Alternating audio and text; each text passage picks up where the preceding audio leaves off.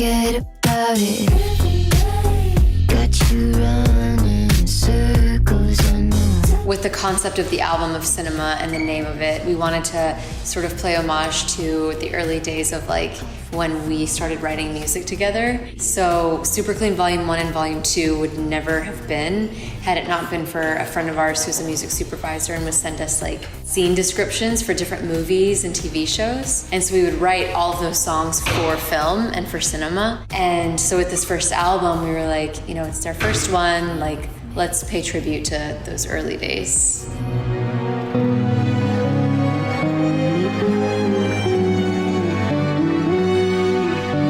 So Just a Feeling is entirely a very lush string arrangement that was inspired by this late 60s Italian movie by a composer called Piero. I don't know how to pronounce his last name, but it was just this entire soundtrack to this movie was just these like lush string arrangements that followed like a very similar melody. So Just a Feeling is sort of the introduction of this melody that you hear sort of throughout the album as a motif. But you do me like that. Why would you do me like that? 'Cause mama told me keep it real. And then it goes straight into Calling You Back with the first lyric of the song being a bark from our dog Lucy. Yeah, more of a yell, I'd like to say. That one was one of the first ones that started to solidify cinema as an album, where once that one was partially written, we were like, oh, we have something here. Like now it's starting to feel with all the other ones that we had, that one just kind of glued a lot of them together. So that was a very like monumental part of the album process. Mm-hmm. Got you running in circles, I know.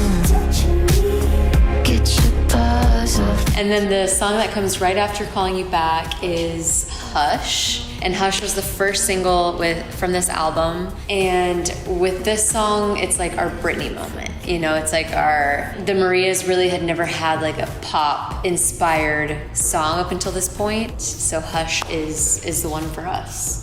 All I really want is you. What would you do? After Hush comes All I Really Want Is You. That one was kind of a sleeper for a minute there because we had the demo, the idea of it for a couple months, I think. And it was one of those where we went back and listened to our old demos, and there's this one called, at the time it was called Save. I think it was called Save because I had told our engineer I was like, save, please save. And yeah, it was a couple months later, we were listening back and we were like, this one kind of slaps. This one kind of slaps. Let's add more bass. And so we did.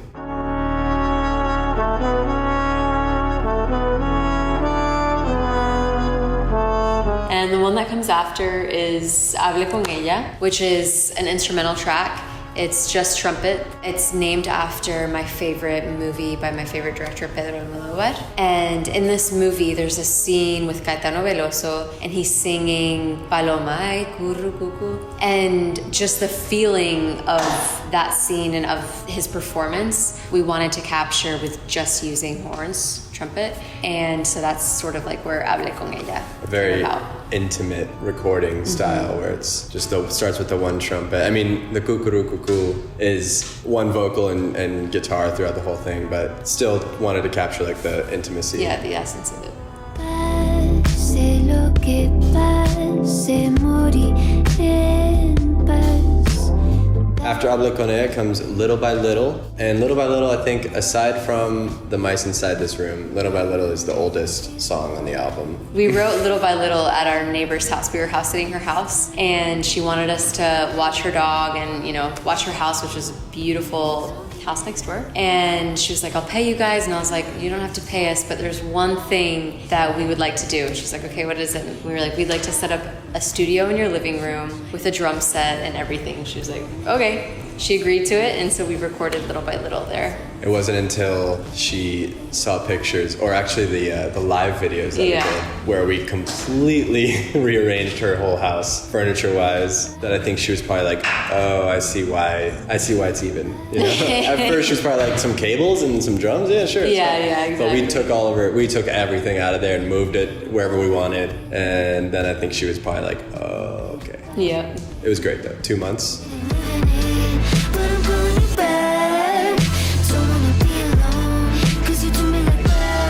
So deciding which song or like which part of the song is in English and Spanish just happens very, very naturally. It's not like a decision that we make before, okay, this song is going to be in English or this song is going to be in Spanish.